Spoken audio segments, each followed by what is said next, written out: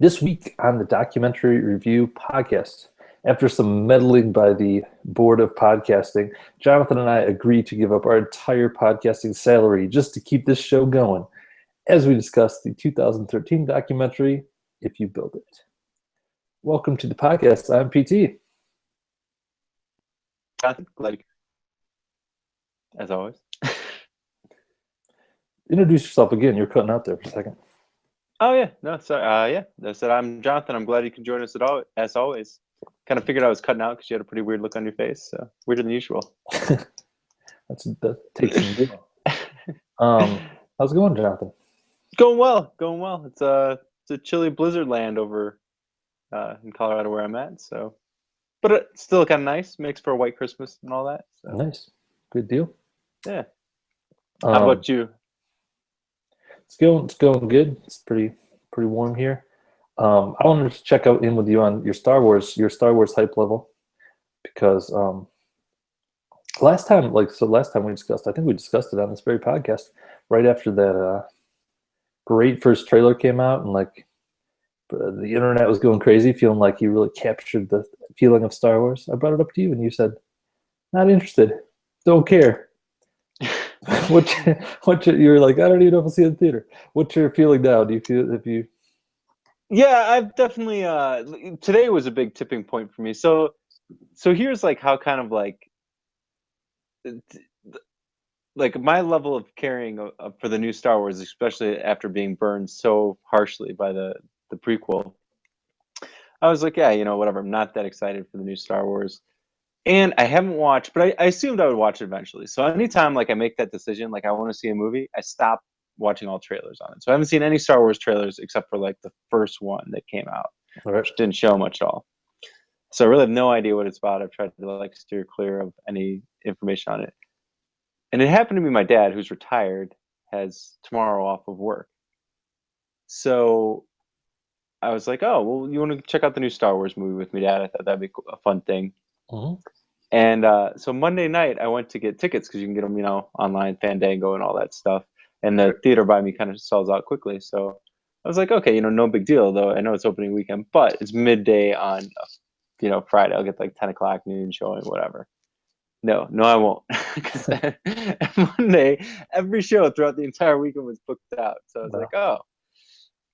So I was a little bummed out about that. And then today my interest was finally piqued because, like, again, I was still like, well, it could still be complete crap. And then the reviews came out on like Flickster today, and there were like 95% positive reviews from critics. So now I'm a little more interested. I definitely want to see it in theaters, but it apparently won't be this weekend. Yeah, I have pretty good faith that JJ will do a good job.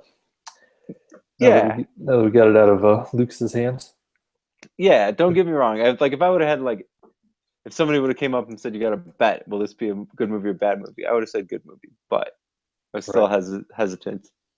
And, so are you like all psyched about it now? Yeah, I'm really psyched, and I'm really psyched.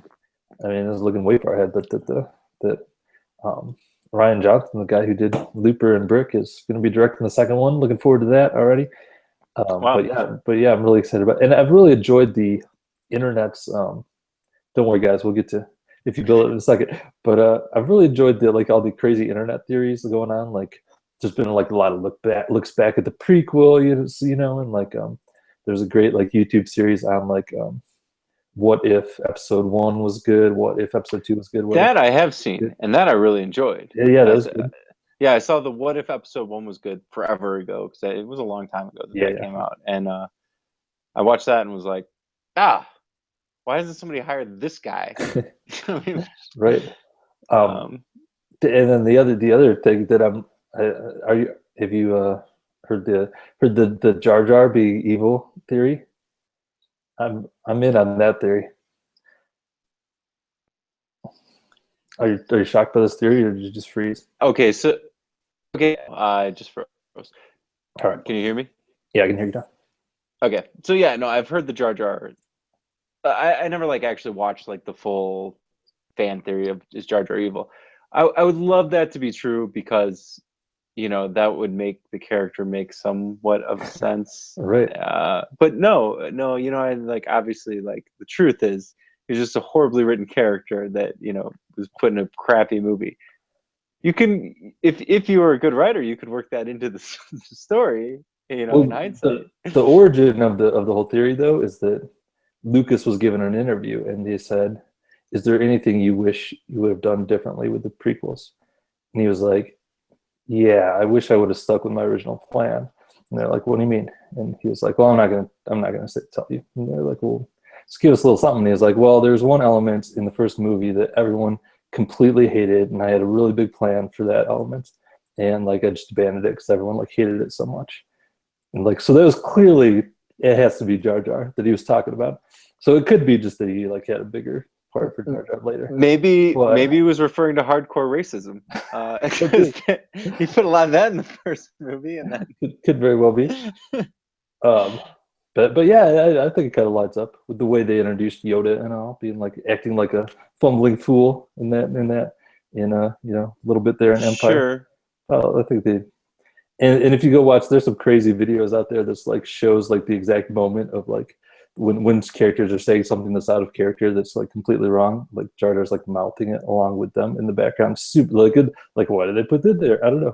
Super crazy. But anyway, I've just enjoyed these, like going back and looking at the prequels and the other movies with an interesting new eye. So yeah, I'm in on Star Wars. That's all. All right. Well, cool. And I'll make sure I watch the fan thing of the evil Nice. Jar Jar Sith Lord thing. Yeah, I'll send you a link to a good one. You don't have to watch the whole like there's some crazy long ones and stuff, but there's also like a good like 5-minute summary version that's it's probably more worth your time. All right, let's talk about yes. if you build it. Task synopsis. mastering. Oh, okay. Synopsis. If you build it.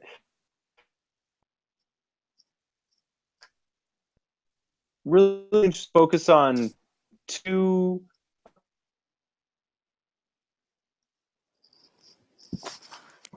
and they're shot at school in a dying town in the South and try and incorporate better education and community involvement all into one in a charitable effort. And the documentary kind of follows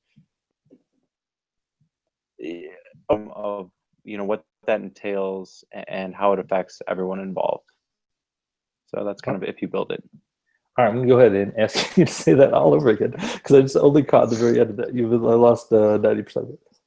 Yeah, sorry. I guess technical details out there for everybody. Apparently, our internet speeds suck today. But all right, let me do that again. Yeah. So if you build if you're on two young people, kind of fresh out of college.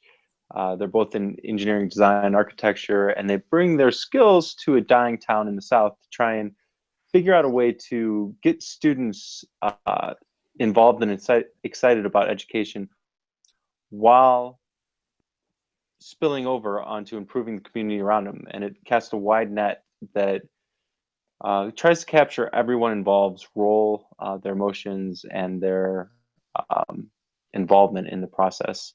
And they're trying to kind of set a standard and example for a new way to do things in education. So that's kind of if you build it. Love it. I feel like the second one was what I heard of the first one. The second one was a big improvement anyway. So okay, well, there we go. Tightened it up. It was worth redoing. Sweet. Well, just for the record too, for anyone that's seen any of my synopsis on all of these, I completely forget about it, or I've never written one out ahead of time, and they're all off the cuff. So makes sense. The second one actually I had thought about for about 40 seconds, which is more than I normally do. Well done. All right. Did you like this documentary, Jonathan?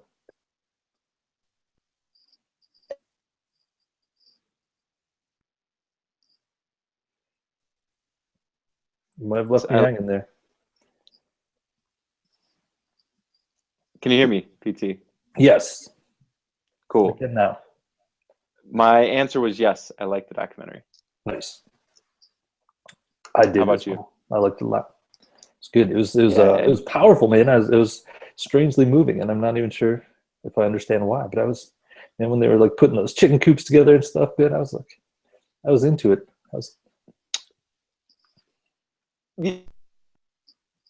Yeah, I have to admit, there was one point where I was like, man, you know what? I should really send these guys some money. Like the two teachers. Right. Emily and Matt, right? Or what were their names? Yeah, Emily and Matt. Yeah, Emily and Matt. Yeah, I was totally like, yeah, like, and then I realized, I was like, I'll just send them the 80 grand, cover their salary. And then I realized I can't do that because I don't have that much money to just send them. Right.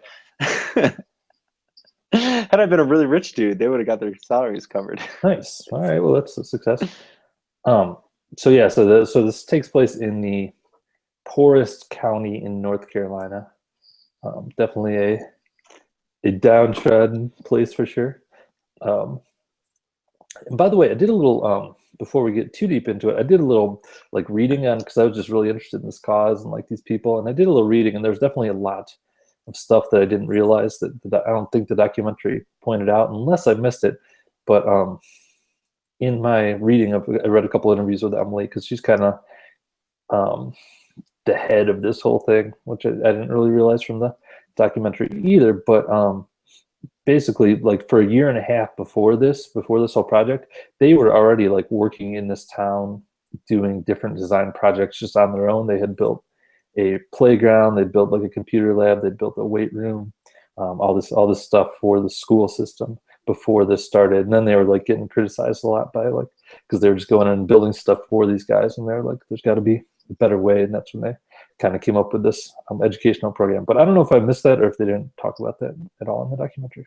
No, they did not mention that at all in the documentary. In fact, that's kind of a shame. They should have thrown out the backstory because like the whole backstory, they start off and it's Emily doing a TED talk, and she mentions the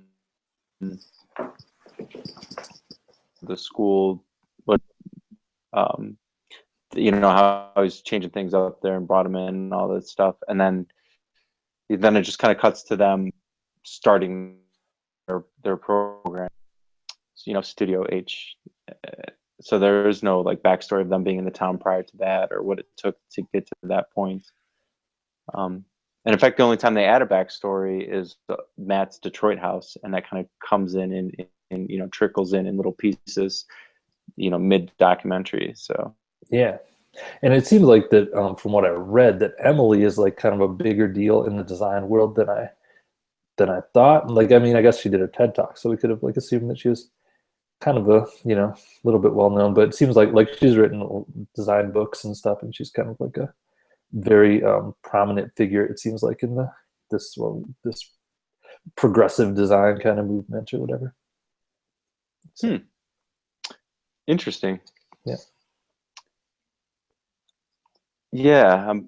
What did you think of the basic ideas to add this design element to education, and then even taking a step farther where they pull it just from being a classroom academic specific thing to an actual hands-on piece of the community around them? Yeah, I thought it was awesome. I mean, I think that it made me think a lot about like why can't we do more things where like why does education have to be something where basically you're just practicing something that doesn't like that just gets basically thrown out at the end of you practicing it? Like why can't there's got to be a million different ways that we could have kids, learning things and at the same time like contributing to society. I guess there's a fine line between child labor and education, but I do think that there's probably a lot of room for that where we could do that in a lot of different areas, not just design, but gosh, there's got to be a lot of things where we could have them actually doing something productive in school while learning. So that yeah, it definitely was a documentary that Yeah, made me think a lot about education and things like that as I was watching it, and I like the idea a lot.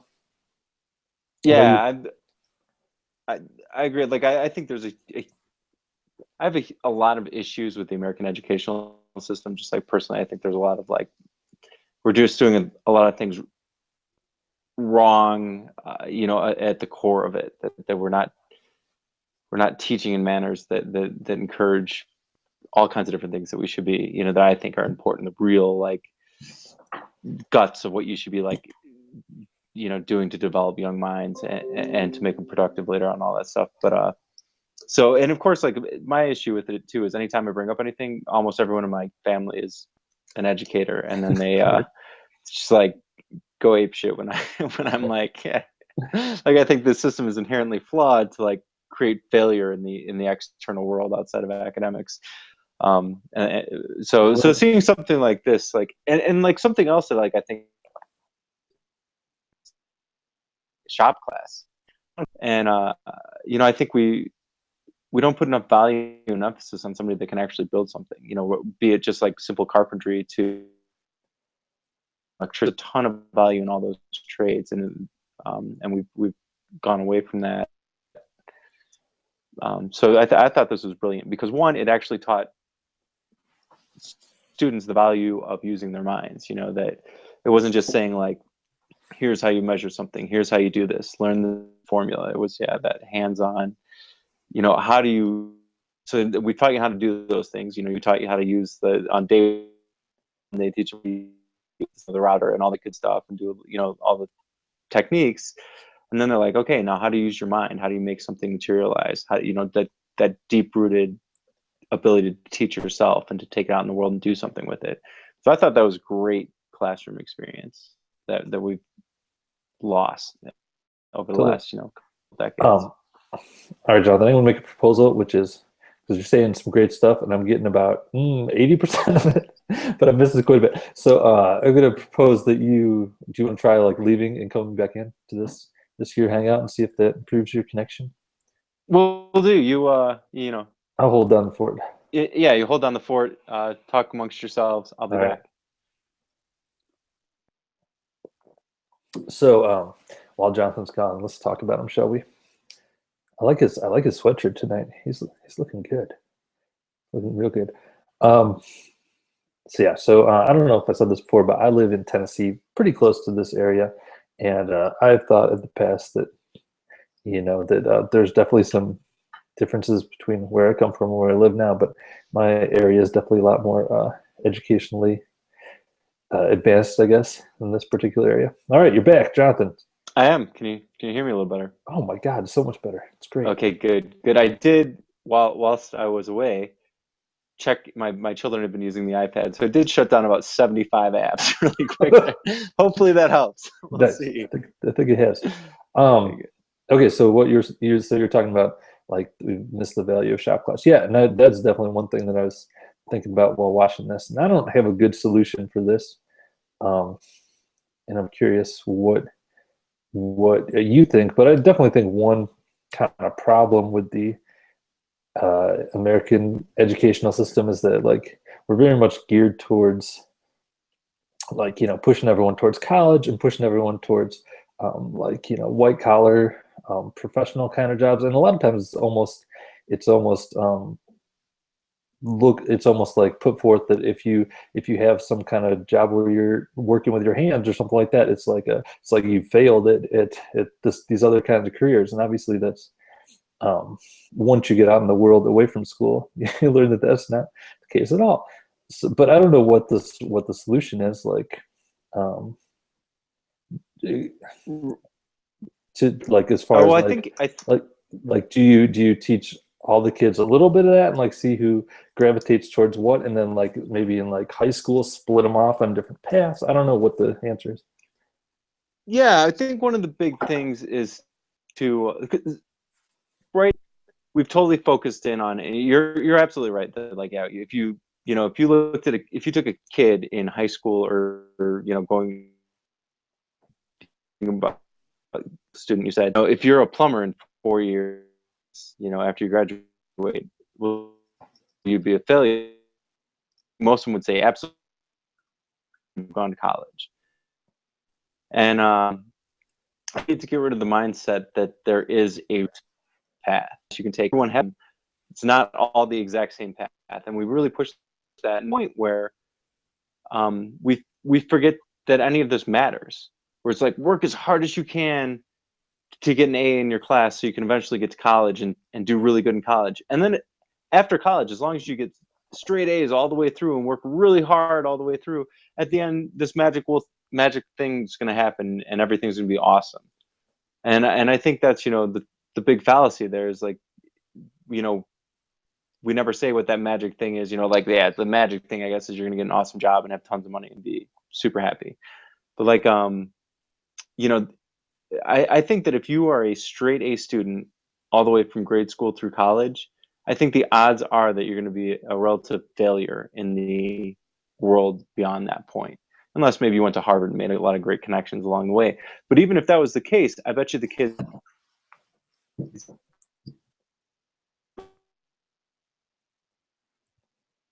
see average on a test score, and at the end of it, your whole life you've just had people tell you how great you are, and when you hit the real world, you're gonna suck at whatever is are in school.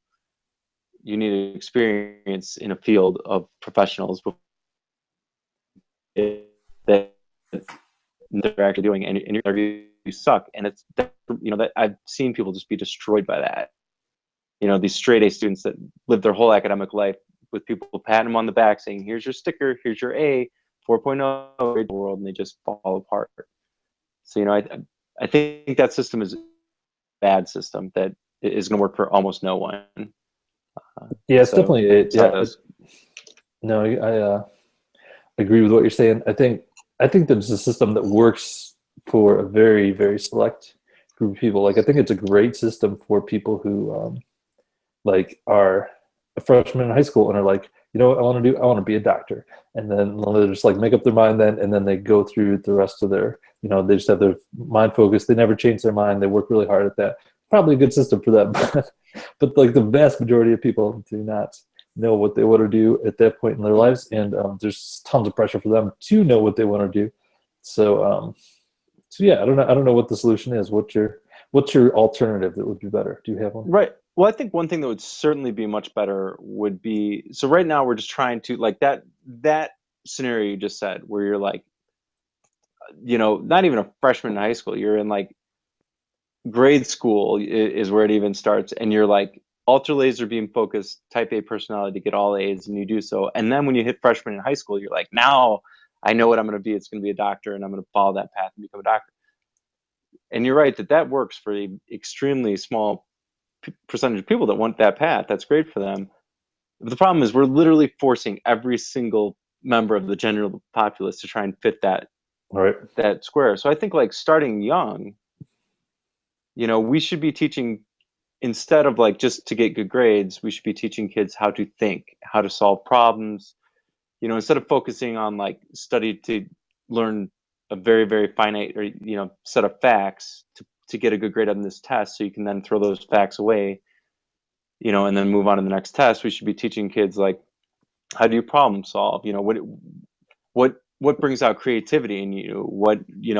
How do you think around complex problems? What do you like to do? Do you hate reading? Do you hate mathematics? If you do, let's find a course or a path that works. I mean, we're the adults here. I mean, teachers into that little narrow funnel.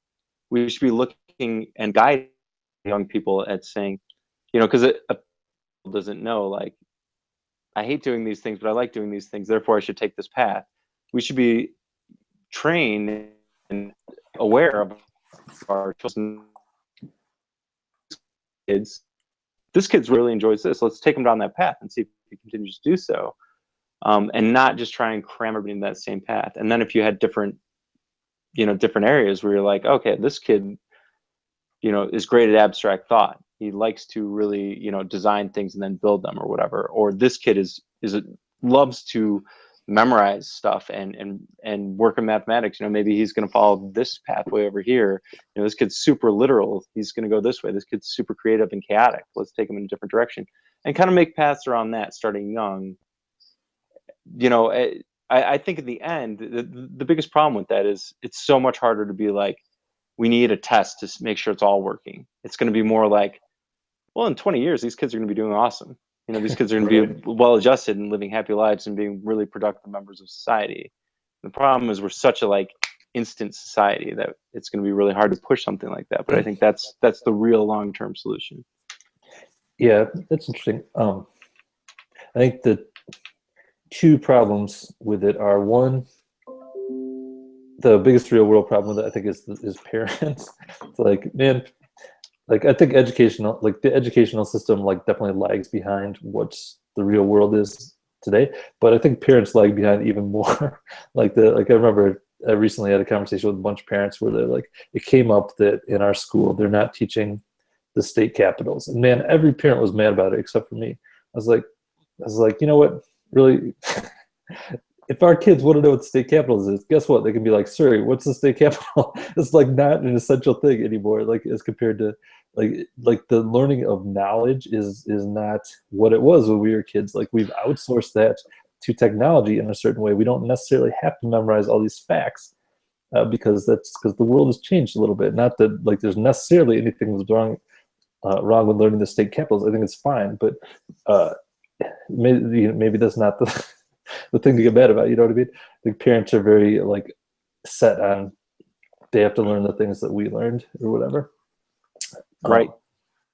So that's one thing, and then the other thing is just I think that it would depend a lot on the teachers. Like I know for a long time I thought I hated science, and then like when I was like a junior and senior in high school, I had really good chemistry and physics teachers, and I was like, hey, oh my god, these people are making science interesting for the first time in my life, and now I realize I do like science, and I always thought I hated it. So you'd have to come up with curriculum and testing and things like that didn't weigh it based on the teacher's preferences and things. But I think that's not insurmountable, just something to. Sure, sure. And I think I think that, I don't mean to play off where I think there should be a core element of,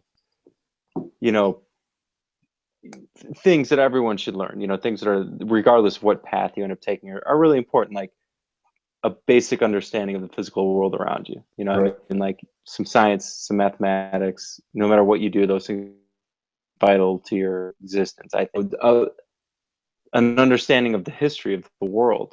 I think that's extremely important and something everyone in an educational system should do. I mean, I think there are core parts that, yeah, like I don't want anyone to graduate college and be like, ask them like, where did America come from? They should be like, I don't know. Hasn't it always been I around? don't know. Ask my friend John. Right? Yeah, yeah. No, I mean, don't get me wrong. I think there are key elements that everyone should learn. But Right. And I think that personally, I think that everyone should have some literature and art too, because there's tons of studies that show that greatly increases empathy, and empathy is a something that I think our society definitely needs. sure. All right, so let's get back to the documentary a little bit here. So yeah. one thing, let's get it. The one thing that I liked about this documentary, Jonathan, is that I feel like in our two-party system world here that we have everybody's conservative or liberal or whatever. I feel like the idea of charity, especially like institutional charity, like the government and educational systems, like giving kind of charity type stuff, is always either painted as, it's totally black or white, right? It's painted as either like, oh my god, we got to like help everyone as much as possible, or oh my god, everyone's totally going to take advantage of us if we do that. And I think one of those things is completely brainless, and the other one is completely heartless. And I think this documentary did a good job of like acknowledging the problems with like charity type things, but also wasn't like, well, we should just do nothing because people will take advantage of things. Right. That was one of my favorite, like, or at least eye-opening, like, kind of mind-blowing moments in the documentary was, Matt like graduates college, and essentially it's his senior thesis or whatever he was calling it. Instead of building a model for architecture, he actually built a home and then gave it to someone in need with a family that was living below the poverty line. And then, so I was like, wow, that's amazing. That's a great thing. Right. And thought roughly the same thing. Then later on, they say, and that was kind of cool. I like the way the documentary laid it out, where this came in two parts. So that's the first part, and you're like, oh yeah, this guy's awesome. He did this great thing. Certainly, that was like, worked out really well in the end. Later on, they're like, well, as a stipulation, after he did build the house, he did make this really cool, nice house for someone to live in. And like, as a stipulation, they had to live there for 2 years. They had to pay the utility bill and the insurance. If they do that for 2 years, they get the house free and clear, no mortgage, no anything. And so they found a family, got to move into the house. 9 months after they'd moved in, there'd been zero payments of any kind. and so they were evicted eventually, and the house was destroyed. Not only did they not pay the mortgage, or not, I shouldn't say mortgage. Not only did they not pay the utilities, they literally like just destroyed this beautiful new home that this guy built for them. Right. Um, Just two things blew my mind about this story. So one is like I'm not super surprised that they ended up getting evicted. Like I don't know, call me cynical or whatever, but I was super surprised that they did not even make a single payment. Come on, you think that they like for 1 month they'd be like, oh my god, this is amazing. We've got it. You think they'd take like 6 months for them to lag on that, even if they're super short sighted. And that's the other ridiculous thing is that like they didn't have to pay that to like pay him back or something. They were like, you get a house at the end. you get a house. And so that was the one thing that blew my mind. The second thing that blew my mind was that just that Matt was like seemed very unbitter about it. Like seemed a little like bummed about the whole thing, but he wasn't like, screw this, I'm out. He was like, well, I got to find a better way to do this or whatever. Right. Like, And then what an upbeat guy! He built a friggin' entire house. that was amazing to me that he took it in what I would consider the right way. Which, because I mean, like I couldn't have faulted him if he was like, you know what I think about charity now. That's I would have been like, yeah, okay, I see your point. You built a house for somebody, gave it to him, and they couldn't even like do the smallest effort to change their entire lives significantly. So anyway, so he, so anyway, and instead he was like, well, this top-down approach to charity of like, just like handing somebody off as like total charity gift doesn't work. They have to have some kind of commitment to it or whatever, which I thought was great that he actually learned from that experience and didn't get bitter about it. And like, how can charity actually work? Here's a little side note of mine that that totally relates to this scenario. So like at one point I worked like essentially a labor job doing telecommunications where we were building telecommunications infrastructure, and the certain jobs paid substantially more than others. And so and like, so I worked with a bunch of guys, most of whom were just like super broke all the time. And I always was a saver and would save my money, and then like not only save it, but then start to invest it and let, use that money to not just buy stuff, but to actually have the money make money for me and things like that.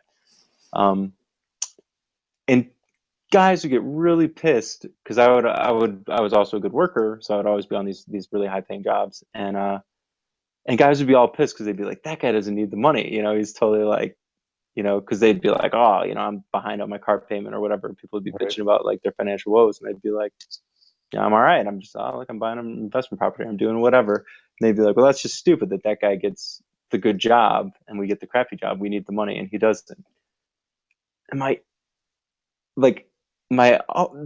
knee-jerk reaction was like, well, if someone is a good steward of something, then yeah, you should give more of that. Like if you had two farmers and one farmer is like, yeah, you get two farmers on 10 acres and one guy is just growing corn like crazy or whatever, rocking out a huge crop every year and doing great with it, and one dude like can't get anything to grow out of the ground, and you have 10 more acres to like give to a farmer, give it to the dude that knows how to farm, like give him that resource to do better with. Right. And he will. I mean, like, I think if you have a proven track record, and if you have a proven track record of being crappy, like those guys that couldn't make their car payment, if they would have made way more money, I guarantee they wouldn't have made that car payment. It wasn't that they weren't making enough to make the car payment. It was that the money that they had, they weren't using wisely. So they would have got more money. They would have also not used it wisely and still been screwed. And that's kind of played out in this like housing scenario where it was like, yeah, that lady, the people that didn't have the house did not know how to use money wisely. And I'm not saying there isn't a solution. The solution isn't to give more money. That's not the solution. It's teach them how to farm, teach them how to do the basics, figure out what the problem is. And I know that's the problem with that is it's really hard to do, and it's unique to each situation. So there's no like blanket answer, which sucks, but that is the answer. Anything else isn't gonna work, right? Is it? I don't know. Tell me if I'm crazy on this, but that was kind of my philosophy on it. Yeah. Side note about Detroit, man. I just saw, man, Detroit housing situation is that great. I saw that the city of Detroit is currently, because they're desperately trying to get people, other than I guess people they have to more people to come live there. They have a thing going on right now where you can, if you're like an artist or writer, you can apply with the city and like send samples and stuff like that, and they will possibly give you a house. So you can. There's enough like empty houses there that they're like, hey, if you want to move to Detroit, I, we think you think it's worthwhile, come have a house. I haven't checked on it in a while, but when things were like so I haven't paid attention to Detroit in a while. When they were crashing, 2008, 2009, everything was all crappy. There were subdivisions, like I think homes in Detroit under $10,000, like less than 10 grand that for sale. And then eventually they bulldozed subdivisions because they were just used as like crack houses and like just became like havens for bad stuff. And so they because the houses were literally like empty. People just didn't live there anymore. They were like abandoned areas, and they just became really nasty. And so they just bulldozed them. Right. Less of this house. Anyway, apparently it's still not that great if they're giving away houses. If you can write a story, right. Yeah. All right. So the housing thing that we just talked about for a long time was only like 5 minutes of the movie, but I think it was an interesting. It was huge. I thought it was again like, yeah, I thought it was huge. I thought it was, yeah, as we've already beaten it to death. But yeah, it was a really cool part of the documentary. Right. So let's talk a little bit more about the actual educational system here. So boy, I'm not sure where to begin. So like, by the way, I read a little background information too on like I kind of read an extended interview with Emily, and she was talking about like little background on like the school board and stuff, because like in the movie as it's presented, the school board makes some ridiculous decision after ridiculous decision, which is true to real life. But with like the added thing that she added in there that was not touched on in the documentary is that like in these really rural areas, basically like the school board official, I don't know what their title is like basically the only public position that like African Americans can get elected to. So what often happens, and what happened in this town, is that the school board is run by the like African American leaders, and the rest of the town is run by white leaders, and basically they're just battling nonstop, and like everything all these terrible decisions that you see are fallout of like the African American school board battling with the white like leadership of the rest of the town. So interesting. Yeah, like, you know, like so in the documentary they bring up an example of the school board pays a ton of money to renovate this school, and then a year later shuts down that school, which of course that they do bring up that point right after. They're like, yeah, they're not going to pay us any money, which seems really crappy. It's just like, wow, you just wasted hundreds of thousands, if not $1 million or whatever, and you can't scrape together 40 grand a year for some really dedicated people. right.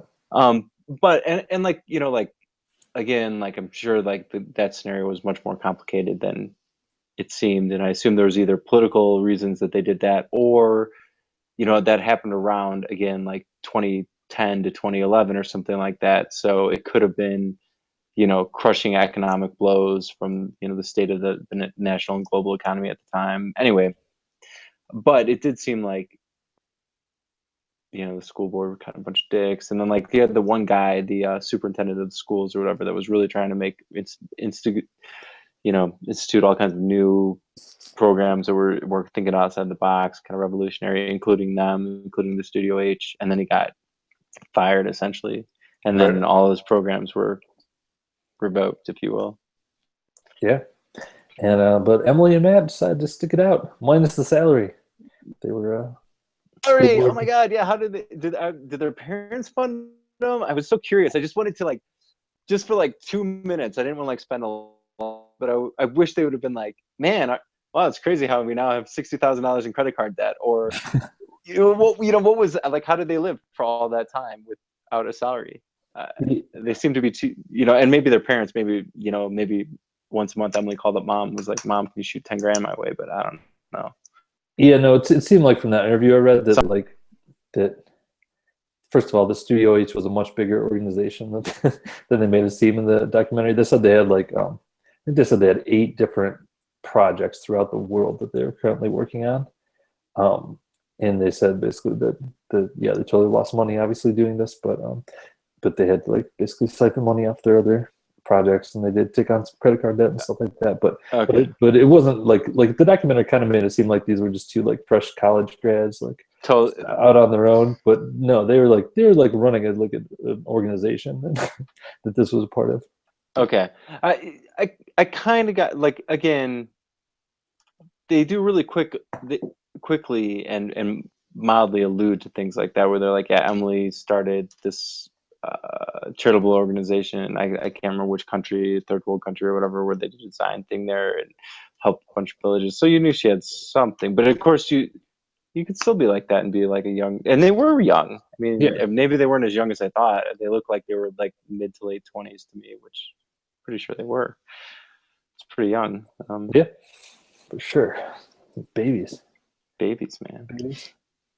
But good for them. That made me happy. It made me want to be young again. I was like, I think of that, Yeah. just to have like that much passion about the world around you, to be like, I'm gonna work for free just to make it better.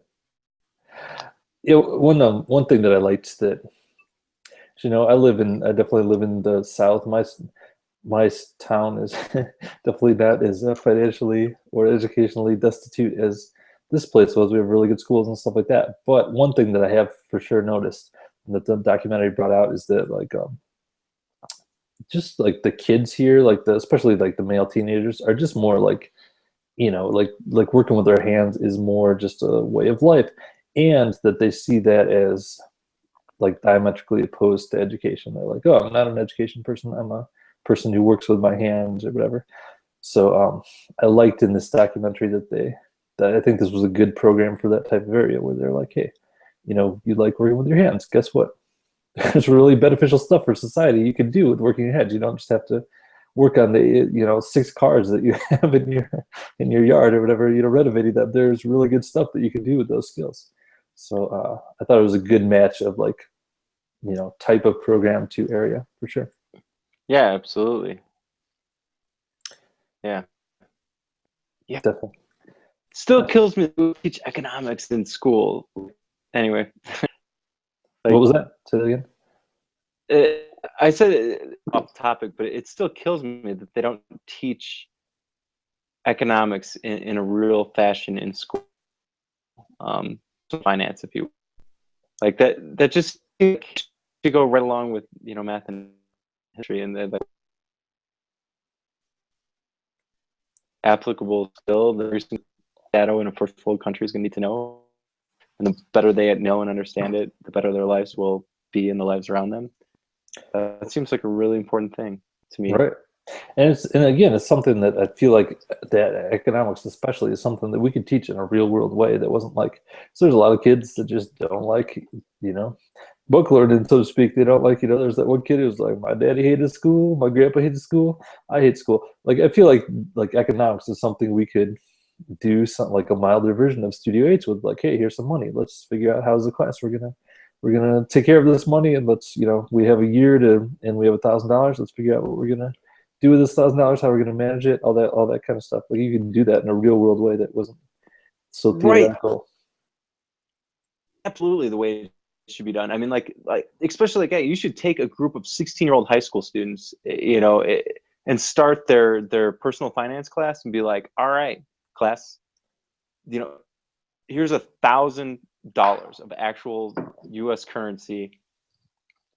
Whatever we have at the end of this school year, we get to use for whatever we want to do. We can divvy it up. Everybody can take the share. We can throw a giant party. We can do whatever. Over the course of the year, if we have 0, then that's going to be a pretty small party. If we play our cards right, you throw it out there. Hey, the best class ever that year. But yeah, that would just absolutely teach kids so many valuable lessons that they're going to use in life. Totally.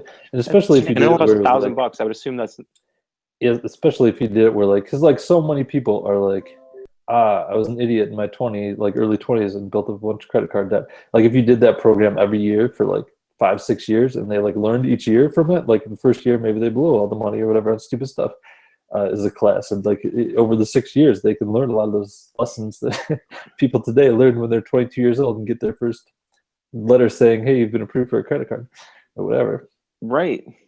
Right. Yeah. And I think like, yeah, again, it's a weird American thing because parents don't mention that either. Like literally kids graduate college and they're just like, oh, wow, I got these credit cards and stuff. And like, it's just like, it's mindless. And it's not the fault of anyone. It's just they have no education whatsoever in that area, which is a really important area. And you're right. Yeah. And then they end up with like a ton of credit card debt and like bad credit or stupid, financial decisions that they have to work their way out of in their 20s. And then at 30, they're at like a financial zero. All right. But anyway, indeed. What did you think of like the actual? Were you impressed with their designs at like this class, or how did you feel of the actual designs, what they came up with, and all that kind of stuff? Yeah, no, I thought that. I mean, it was right where I thought it would be. I thought they were great, and I think that a young creative mind has a ton of power. You're not bound by as many things. You haven't like found your go-tos in life, if you will, where you're like, oh, instead of being really creative, I'm going to go to those things that I've done that have worked in the past, and you follow that. No, their designs were cool because they're young, that you lose as an adult to just go in ways that are new and unexplored and just follow it. So their designs were really cool, and I thought they were. I thought that it was great that they stuck with it to the point where things actually got finished. They built each of their different projects to the end. I was a little disappointed that their farmer. I would have thought that, especially with like the teachers, if you will, and their like assistant guy who was Right. basically like like there was no like finish work involved. It's essentially once you were done with the framing, you were done. Right. I mean, like, Yeah, I they understand. could have like mapped that out and been like, here's how many days this is going to take or whatever. Right. Yeah. And I mean, like, maybe they were trying to involve the students more than, there's a point where you got to be like, there's a good chance the students are going to kind of bail, but let's just get them to show up and really like kick it out. You know what I mean? Like, Right.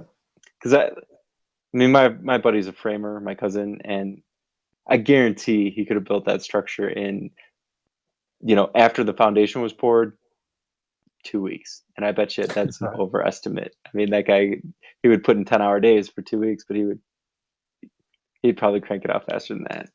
So I'm just saying, if they really wanted to get it done in time, they could have been like, so, in an area where I guarantee you could have found a skilled framer, a skilled carpenter, somebody to like Right. bring in. And anyway, but anyway, obviously I wasn't there. There's probably stuff I didn't know about going on. So Yeah. So the one part of the documentary that was a little bit of a bummer to me was like was the ending, basically, that they ended up not getting paid anymore, so they had to stop doing this here, and then they moved the program to Berkeley, California, which I was like, oh man, like I'm sure it's still great, and I'm sure it's still doing great work, but man, I'm sure there's lots more programs to help people in Berkeley, California than there is in rural Southern America. I feel like yeah, I mean, rural America definitely needs probably more help, I would say. yeah, that was really disappointing, especially because they were like, the school budget is $31 million or whatever, and Right. they were asking for 2 teachers designing a brand new program for 40 grand a year each, which is whatever. I mean, Right. I would think that if you gave me a $31 million budget on virtually any platform, I could funnel $80,000 out of that without affecting anything else. And that was real. I mean, like, that had to be one of the most like highest levels of return per dollar that you could possibly get. I mean, it was affecting their actual community above and beyond the high school. Yeah, that's pretty messed up. Bummer. So the little follow up. Emily is still running the Studio H program in Berkeley.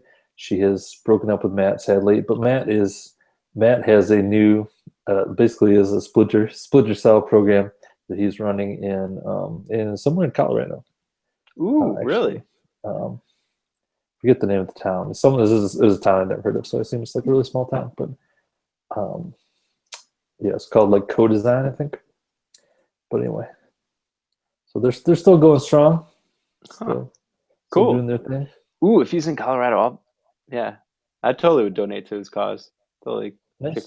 kick him. I can't pay his salary, but I bet you I could get him some chicken coops. Yeah, Nice. That'd be cool. Make sure he comes on the show before you pay for his chicken coops. Yeah. Oh yeah, there we go. I mean, one, he'd probably come on anyway because what's he doing? Exactly.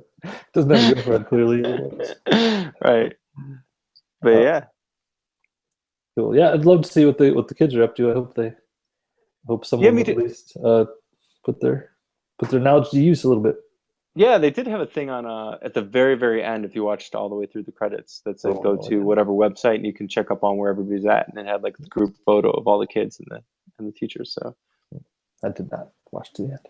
Yeah, well, there we go. I did not write down the website address, but it is out there somewhere. So cool. There aren't very many websites, so I'll just look through all the websites that exist. Yeah, I mean, how many could there be, right? Yeah, probably 10. I mean, I've seen the internet, but I mean, how big could it be? I have 3, but I think there's like 7 others. Right. I've looked up that Google page, and then there's my email page. I know that one. Right. And then I think every once in a while I go to Best Buy's website and look at the weekly ad for no reason at all. So there's probably other websites out there, but I haven't done the research on them. All right. How many of the Magical Documentary Review Podcast stars are you going to give this bad boy? I'm going to give it 4. I like, honestly, like my big, like something we didn't even talk about at all is the actual, like, they composed itself and the format of it. I didn't think it was like fantastic, but I really like the content and I really like the ideas behind it and I really like the people in it. So 4 stars. Nice. I'll give it 4.5. I would have probably given it 5. Like, I was really moved by this documentary, but then like when I researched a little bit, I was like, man, there's a lot of stuff that they kind of like slightly not misled necessarily, but kind of like just left out that I felt like would have been good to know. So I'm going to give it 4.5. Okay. So there we go. Good answer. All right, Jonathan, let me propose something to you here. I think that sometime in the next 3 weeks, we could do it next week because it's episode 50. We could do it the episode after that because it's episode 51, which will be the last podcast of 2015. Or we could do it episode 52 because it will have been a year. But I think we should do it like a year-end like award show, basically, where we come up with a bunch of crazy award categories of all the documentaries we watched so far and award some awards. So what do you think? Should we do it next week or should we do it in one of the following 2 weeks? I love it. So okay, we got the holidays coming up. Are we okay? Yeah, I'm just looking at the schedule. I just pulled up my calendar. Next week is Christmas, but we can do a podcast on Tuesday. Okay. There's a pretty good chance that will be the last podcast of the year, because the week after that,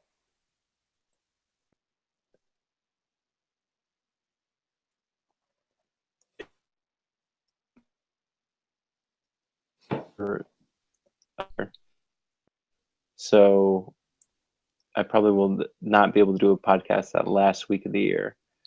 All right, you cut out there for a second. What's happening the last week of the year? Holiday stuff? Yeah, I'm going to Mexico with Mandy, with nice. my wife. So cool. Yeah, so I'm going to miss the last week of the year for actual podcast time. But we could either do it this coming week or we could do it first week back. I'll be back that first January, somewhere in there. I love the year-end, award ceremony, I guess. All right. Well, I'd say we do it next week if that's cool with you. Sold. Last podcast of the year. We'll come up with some. We'll talk over email or whatever. Come up with the categories, but I'm thinking that like someone will be serious, like our favorite documentary, our favorite interview subject, or whatever, and then someone could be kind of fun categories, like which documentary would we like to see remade by someone else, or which I don't know. We'll come up with some fun categories as well. Favorite craziest interviewee. I'm in. I love it. We'll come up with some. Sure. Yeah. It's gonna be quick. Most eccentric subject, and then most eccentric supporting, Nice. member of a documentary. Both those would be Right. great categories. Nice. Love it.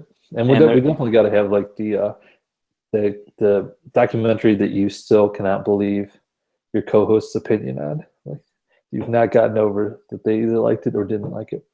That'll be a good one. All right, that'd be a good one. I gotta go back. It's been a year. We got all kinds of stuff to pull from. Head over to documentaryreviewpodcast.com. You can look through the archives. Yeah. And if anybody out suggestion categories they'd like to see, throw them out there. Give us a shout. Throw them out there. Give it to us. All right, my recommendation for this week, because this took place in North Carolina, I got to recommend another North Carolina entertainment piece, one of my favorite TV comedies of all time, and that is Eastbound and Down, which also takes place in North Carolina. And if you're not familiar with that awesome show, it is Danny McBride plays a star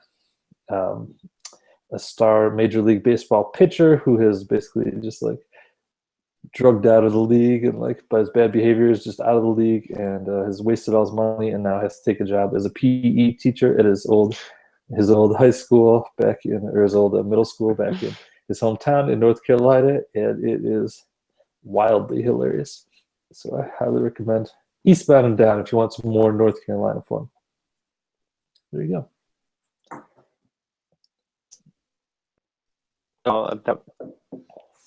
On your recommendation. Nice. You'd like it. All right. Anything else before we close out, Jonathan? No, I guess we don't need to pick a documentary for next week. We got the awards. It's gonna be. Are you gonna dress up? I think we should dress up. Like, should we both wear a tie? Sure.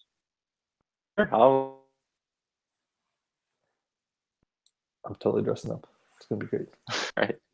Do I need a suit coat or can I just go like nice shirt and tie? I mean, it's up to you, man. It's gonna be a big night. So should I run a tux? I mean, I wouldn't be against it. I wouldn't say no. All right. Well, thank you so much for watching. We will talk to you next time. This is PT. I'm Jonathan. We'll see you next week. Bye.